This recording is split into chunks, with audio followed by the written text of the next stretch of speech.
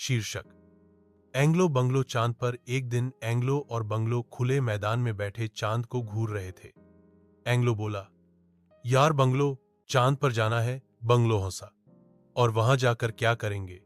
चांदनी से नहाएंगे। एंग्लो ने जनीबिल से एक जादुई सीटी निकाली। यह चांद की सवारी बुलाती है। जैसे ही सीटी बजी, एक चमचमाता रॉकेट नीचे उतरा। बंगलो चीखा, अम्मा, यह तो सच में आया। दोनों रॉकेट में बैठे, गिनती की, 3, 2, 1, बूम, और वो चांद की तरफ उड़ गए। चांद पर उतरते ही इनका सामना हो एक चांदी के रंग वाले खरगोश बादशाह से। बादशाह बोला, जमीन वालों, तुम क्यों आए हो? एंग्लो बोला, हम सिर्फ चांदी में चाय पीना चाहते थे।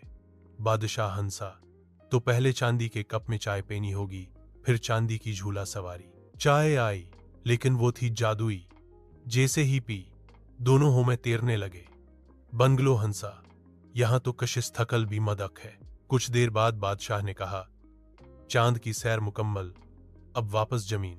एंग्लो ने जनबिल से उसी सीटी को निकाला, सीटी बजाई और रॉकेट वापस आया।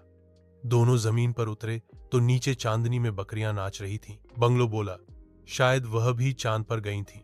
एंग्लो हंसा, या शायद हम अभी भी ख्वाब में हैं।